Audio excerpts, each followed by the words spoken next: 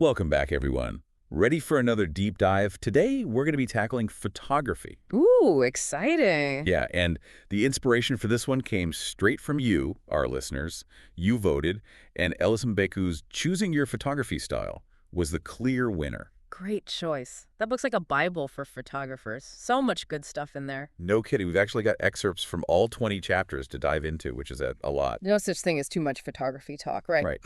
But seriously, we're talking about a huge range of styles here, from portraiture to wildlife to abstract and everything in between. It's amazing how many different ways there are to see the world through a lens. Totally. So think of this deep dive as your crash course in photography styles. Mm. We're not just going to explain what each style is, but we'll also get into the nitty-gritty of what makes each one unique. And, of course, we'll be unpacking Mbeku's equipment recommendations along the way. Figuring out what gear is commonly used for each style and why those tools are the right fit. Exactly, because let's be real, the gear can be just as fascinating as the photos themselves, am I right? Oh, absolutely. The right tools can make all the difference. Okay, enough chit-chat. Let's jump into the world of photography. Mbeku starts his preface with a pretty simple but powerful statement. Photography is art, capturing beauty, emotions, stories, you name it. It's that feeling you get when you see a photo that just grabs you, like you're seeing a glimpse of something real and true. Totally. But with so many different styles out there, it's easy to feel overwhelmed. Like, where do you even begin? I know I felt that way before. Oh, for sure. It can be paralyzing, like staring at a blank canvas. But that's where Mbeku's book comes in handy. He provides a kind of roadmap, and we're here to help you navigate it. Love that analogy. Ye- So he basically lays out all the different paths you can take, and then it's up to you to choose which one resonates with you. Exactly. And he emphasizes that it's not just about taking pretty pictures, it's about finding the style that fits your unique perspective. What story do you want to tell through your lens? Love that. So let's kick things off with a classic portrait photography. The OG of photography styles. Yeah, pretty much. And Mbeku defines it as capturing not just a person's image, but their essence, their personality, emotions, those little details that make them who they are. Right, it's like you're capturing a glimpse of their soul, not just a likeness. Exactly. It's interesting to think about how portraiture has evolved over the years. The 1800s, the daguerreotype was all the rage. Can you imagine? The idea of capturing a person's image permanently was like revolutionary. I know. And then came along pioneers like Julia Margaret Cameron. Yeah. She brought this more artistic, almost painterly approach to portraiture. Her work was so ahead of its time, and it's amazing to see how those early innovators shaped the way we approach portraits even today. Totally. I mean, think about Richard Avedon. His celebrity portraits are iconic. He captured not just their fame, but their vulnerability too. It's powerful. Yes. Or Annie Leibovitz. Talk about pushing boundaries. Her portraits are always so bold and unexpected. She is a true innovator, always experimenting with new techniques and approaches. And one thing Mbeku emphasizes is the importance of light in portrait photography. He says soft, diffused light is often used for those dreamy, flattering portraits you see everywhere these days. Especially on social media, everyone's chasing that perfect golden hour glow. Totally. But Mbeku points out that harsh light has its place too. Right. It can be really effective for creating drama or emphasizing texture. Like those gritty black and white portraits with the stark contrasts. Exactly. The shadows become part of the story. It's amazing how the right lighting can totally transform a portrait. And then there's composition, which is key in any photography style, but especially portraits. And Mbeku talks about the rule of thirds, which I feel like I've heard of, but Yeah. A little refresher never hurts. Think of it like this. Imagine dividing your image into 9 equal parts with 2 horizontal lines and 2 vertical lines, like a tic-tac-toe board, right? okay, yeah, I'm picturing it. So the rule of thirds suggests placing your subject off-center, along one of those lines or at the intersection of those lines. It creates a more balanced and visually interesting composition. It's like our eyes naturally gravitate toward those points of interest, right? Exactly. It just feels more natural and engaging. But remember, the rule of thirds is a starting point, not a rule set in stone. Don't be afraid to experiment. Break the rules, see what happens. Ah, I like it. So now for the fun part here. When it comes to portraits, Mbeku seems to be a big fan of full-frame DSLRs or mirrorless cameras. He actually specifically mentions the Canon EOS AR5, Nikon Z7 II, and the Sony Alpha A7R4. Now those are some pretty high-end cameras. they are. But for good reason. These cameras offer exceptional image quality and control, which is crucial for portraits because you're capturing all those subtle details in a person's face. Yeah, you want to see every eyelash. All right. Plus, they tend to have better low light performance, so you're not as limited in terms of where you can shoot. And of course, you need the right lens. And Beck is a big fan of portrait lenses with a wide aperture, like a 50 millimeter or 85 millimeter. Now, can you break down why a wide aperture is so important for portraits and what effect it actually has on the image? Sure. So aperture refers to the size of the opening in the lens that lets light into the camera. Hmm. A wider aperture means the opening is larger and therefore lets in more light. Okay, so more light means you can use a faster shutter speed, which is helpful for freezing motion, right? Right, but the real magic of a wide aperture is its ability to create that beautiful, shallow depth of field. You know, that blurry background effect that makes your subject really pop? Oh, yeah. That's one of my favorite things about portrait photography. It's gorgeous. And that's the wide aperture at work. It basically helps to isolate your subject from the background so the viewer's eye is drawn right to where you want it to be. Makes sense. It's all about separating your subject and really drawing focus to them. Exactly. And here's a tip from Mbeku that might surprise you. He's a big advocate for using a tripod, even for portraits. Really? See, that's one I wouldn't have thought of. Why is that? It might seem counterintuitive, but a tripod provides stability, which is essential for ensuring tack-sharp images, especially if you're shooting in lower light or using a slower shutter speed. It also frees you up to focus on your subject and their pose without worrying about camera shake. That's a really good point. Mm-hmm. Okay, let's shift gears a bit and venture into the great outdoors. Chapter 2 of Meiku's book takes us into the world of landscape photography, where it's all about capturing those breathtaking views that nature has to offer. From sweeping vistas to intimate details, it's a genre that celebrates the grandeur and beauty of the natural world. And it's a style that's been around for a surprisingly long time. Did you know the first known landscape photograph dates all the way back to 1826? Wow, that's incredible. Over 200 years of photographers capturing mountains, forests, oceans. It's mind-blowing. Totally. Mm-hmm.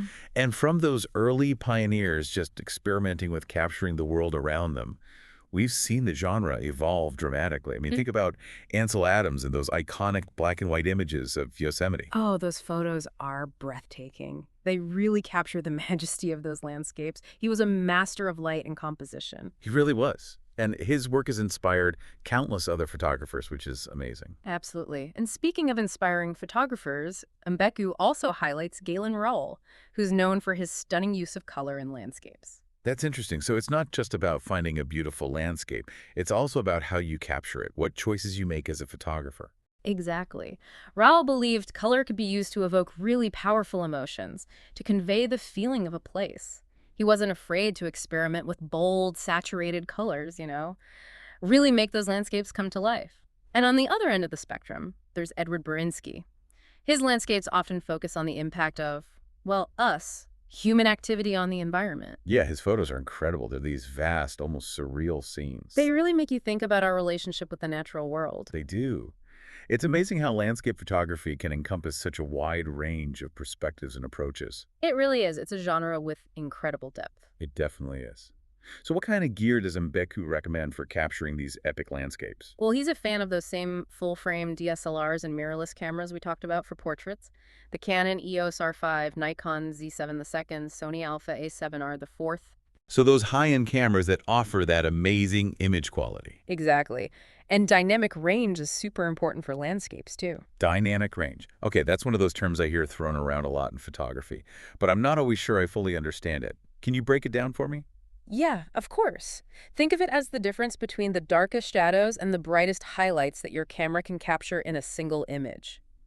A camera with wide dynamic range can capture detail in both those extremes, which is essential for landscapes, right? Because you often have a bright sky and a much darker foreground. Right, so you need a camera that can see all of it.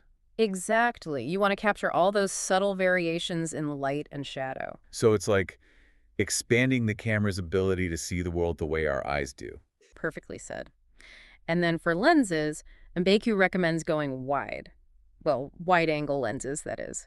He suggests something in the range of 16-35 millimeter or 24-70 millimeter. Okay, that makes sense. You want to be able to fit as much of that expansive scenery into the frame as possible. Exactly. emphasize that vastness.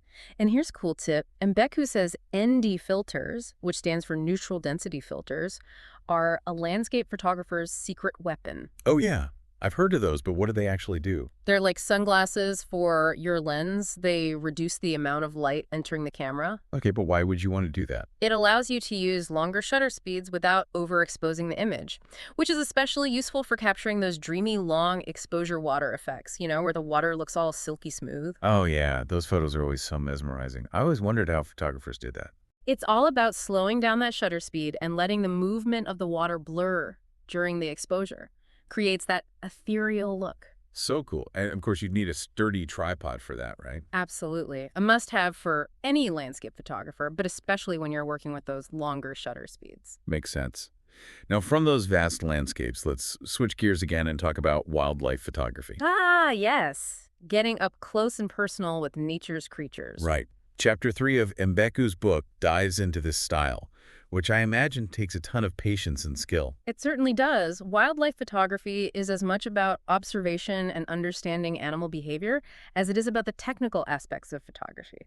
Mbeku actually talks about George Shiras III, who was a pioneer in this field back in the early 1900s. What was so special about him? Well, he was one of the first to use camera traps to capture those candid shots of animals in the wild. Camera traps back then. Uh-huh. That's wild. I bet those early photos were pretty groundbreaking. They were. Shiras's work really helped to change the way people viewed wildlife. Mhm. He was able to capture those intimate moments that people just hadn't really seen before. So cool. It is. And from those early innovations, we've had incredible wildlife photographers like Peter Beard, Franz Lanting, and Art Wolf who've continued to push the boundaries of the genre. Those are some big names in the wildlife photography world, and they all have such distinct styles. They do. But one thing that all have in common is patience. Mbeku really stresses that. You might spend hours, even days, waiting for the perfect moment. Oh, I can only imagine. I'd probably get impatient after 5 minutes. Well, that's the thing. It's not just about waiting around. It's about observing, learning to anticipate an animal's movements, understanding their behavior. That knowledge really allows you to position yourself for the best possible shot. So it's almost like you're becoming a student of nature, learning to see the world through the eyes of the animals you're photographing. Exactly. You have to be in tune with their world to capture it authentically. That makes so much sense. So for gear, what's Mbeku's take on what works best for wildlife photography? Well, he's a big advocate for those high-performance DSLRs or mirrorless cameras with super fast autofocus. He specifically mentions the Canon EOS 1DX Mark III, Nikon D6, and Sony Alpha A9 II cameras that can really keep up with fast-moving subjects. Yeah, because when you're photographing wildlife, those split-second moments can make all the difference. They absolutely can. And of course, you need a good telephoto lens, something that can get you up close to the action without disturbing the animals. Right, you want to maintain a respectful distance. Exactly. Beku usually recommends something in the range of 200, 400 millimeters, or even a 300 millimeter prime lens. So you can capture those incredible close-up shots while still giving the animals their space. Exactly. And here's another interesting tip from Mbeku. He says, a beanbag can be a surprisingly versatile camera support in the field. Wait, a beanbag? Really? I know, it sounds a little strange, but it actually makes a lot of sense. A beanbag can conform to uneven surfaces, providing a stable base for your camera.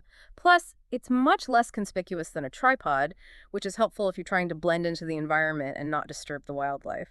That's a really great tip. I'm always looking for ways to improve my own wildlife photography, and I never would have thought of using a beanbag. Well, there you go. A little beanbag wisdom from the master himself. I love it.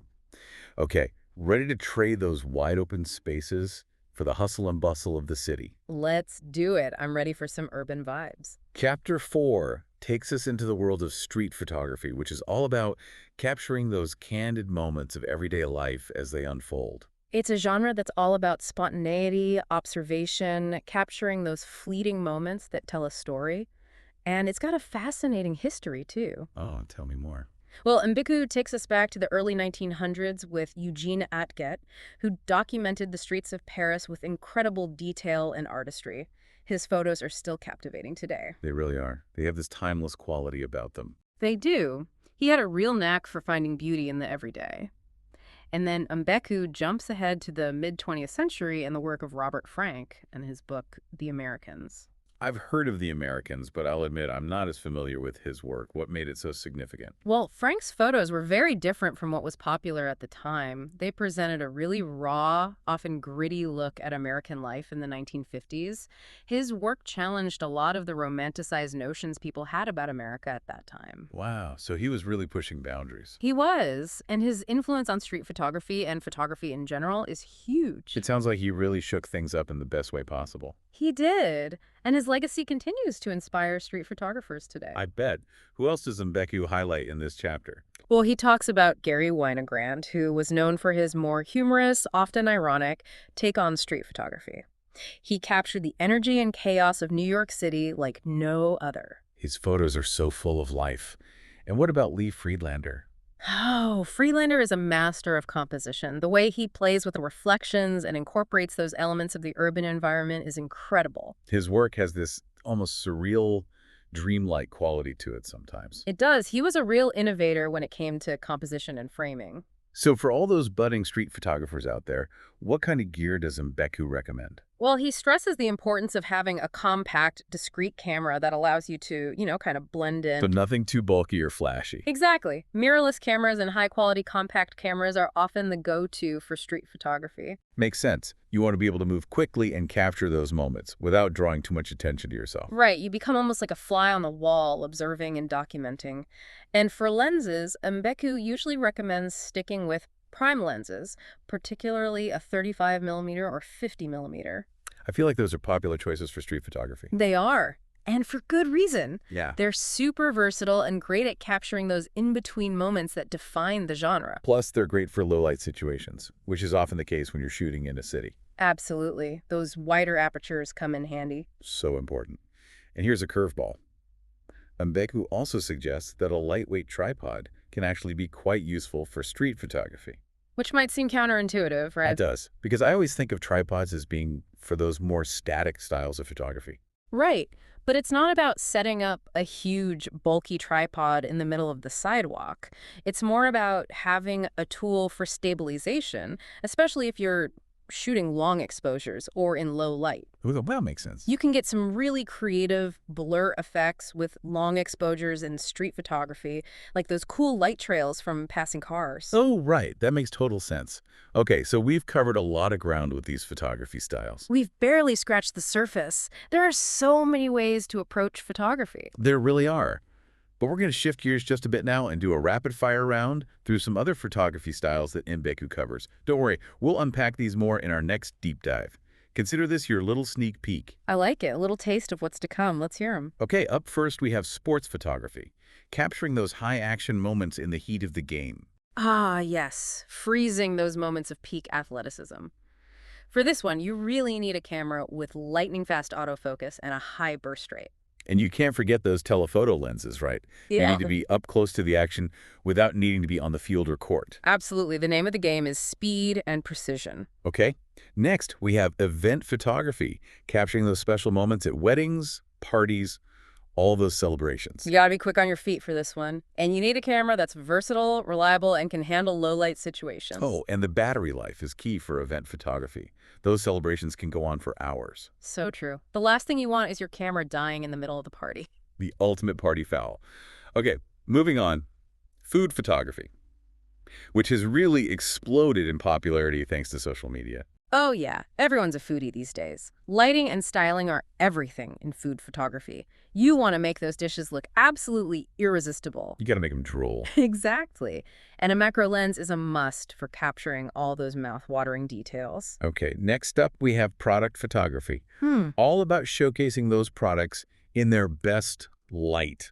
Literal. It's a more technical style that's really about precision and attention to detail. A good tripod and lighting setup are essential. Absolutely. And don't underestimate the power of photo editing in post-production. Right, making those products really pop. Okay, let's glam things up a bit. Beauty photography. All about highlighting those gorgeous features. Lighting is key in beauty photography. You want to create that soft, flattering light. It's all about accentuating the beauty of the subject. And a lens with a wide aperture is a must-have for that beautiful, blurred background. It creates that really nice separation. Exactly. Draws the eye right to the subject. Okay, so from faces to buildings. Next up, architectural photography. Ah, yes. Capturing the beauty and grandeur of structures. Composition and perspective are key for this style. A wide-angle lens is a must-have, right? To capture those expansive interiors and exteriors. Absolutely. And a tripod is your best friend. No one wants wonky lines in their architectural photos. Totally. Keep it straight.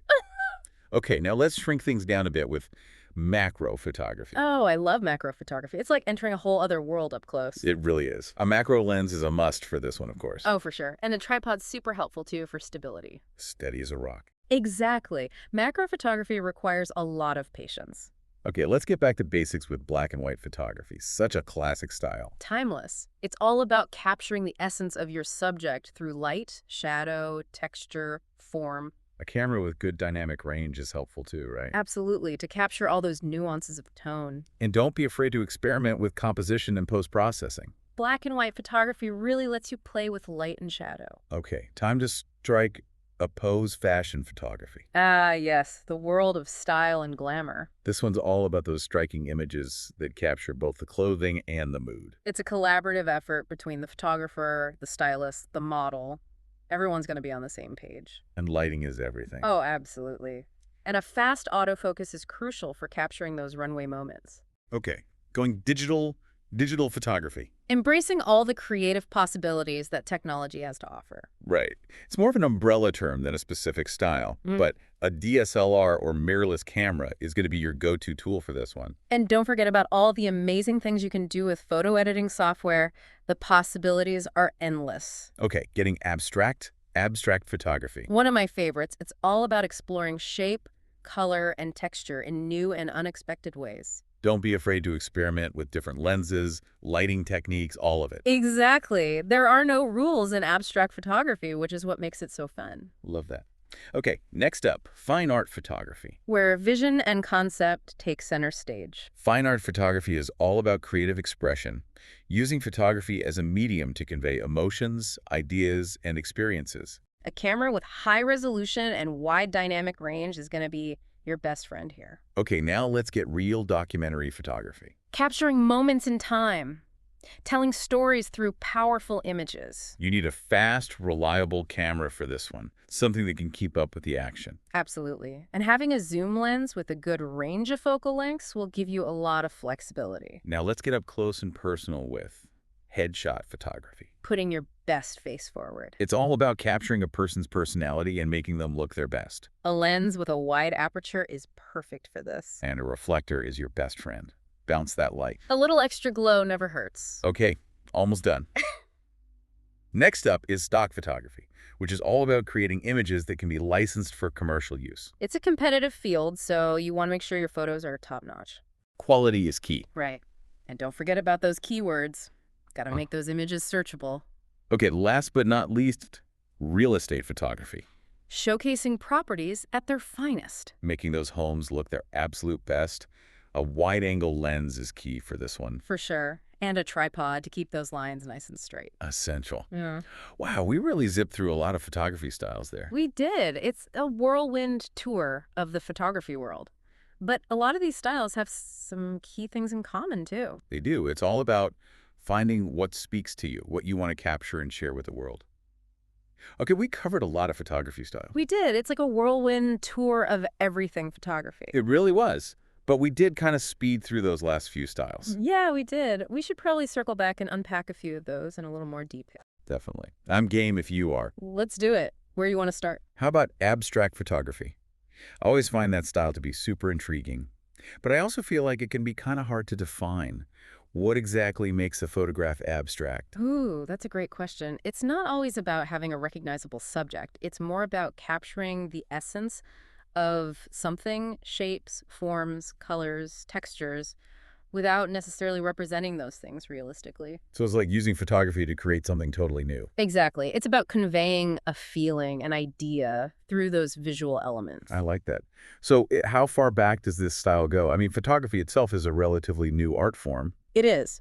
But even in the early 1900s, you had photographers like Alvin Langdon Coburn who were already experimenting with abstraction. He was playing around with things like multiple exposures and intentional blurring to create images that were more about mood and atmosphere than, capturing a scene with perfect clarity. I love how those early photographers were already pushing those creative boundaries back then. So cool. It is. And those experimentations paved the way for other abstract photographers. Like in the mid-20th century, you have Minor White, Aaron Siskin, Laszlo Moholy-Nagy, all exploring abstraction in their own unique ways. I'll have to look those photographers up. I'd love to see their work. Oh, you should. They were doing some really interesting things with close-ups, camera movement. Moholy-Nagy even created images without using a camera at all. Wait, what? How is that even possible? He used a technique called the photogram, which involves placing objects directly onto light-sensitive paper and exposing them to light. Wow, that's incredible. I never would have thought of that. Yeah. It really shows you how experimental photography can be. Exactly. And that's what I love about abstract photography. It really encourages you to see the world differently, Yeah. to find those hidden patterns and details that we often overlook. It's like training your eye to find beauty in unexpected places. Exactly. And it's not just a thing of the past either. You have contemporary photographers like Hiroshi Sugimoto, who's known for these incredible minimalist seascapes that kind of blur that line between representation and abstraction. And of course, Cindy Sherman, who we mentioned earlier, her work is often very abstract, using self-portraiture to explore themes of identity. So many different ways to approach it. Exactly. So let's say our listener is feeling inspired to dip their toes into abstract photography. What kind of gear would you recommend? Ooh, good question. I'm putting you on the spot here a bit. What do you think? Well, Vimeko talks about the importance of using a camera with good dynamic range for this style. Right, that ability to capture a wide range of tones. Exactly. You want to be able to see details in both the highlights and the shadows. A high-resolution sensor is helpful too. Makes sense. And what about lenses? Any recommendations there? Well, it really depends on the kind of abstract images you're drawn to. For those big, expansive scenes, a wide-angle lens can be really effective. But if you're more interested in those smaller details, a macro lens might be a better fit. Okay, so it's all about choosing the right tool for the job. Exactly. There's no one right way to approach abstract photography. I love that. It's all about experimenting and see what speaks to you. Okay, I'm ready to move on to another style that's always intrigued me, fine art photography. Now, I've always wondered what exactly distinguishes fine art photography from other styles. It seems like there can be some overlap, especially with styles like abstract photography. You're right, there are definitely some blurry lines. But in essence, fine art photography is about using photography as a medium for personal expression. It's about conveying emotions, ideas, exploring concepts, all through the photographer's unique vision. So it's not just about capturing what's in front of the lens. It's about using photography to communicate something deeper. Yes, it's about creating work that goes beyond just documenting reality. And this idea has been around for a while. I mean, you have photographers like Alfred Stieglitz, who back in the late 1800s was already championing photography as a legitimate art form. Wow, I didn't realize it went back that far. Oh, yeah.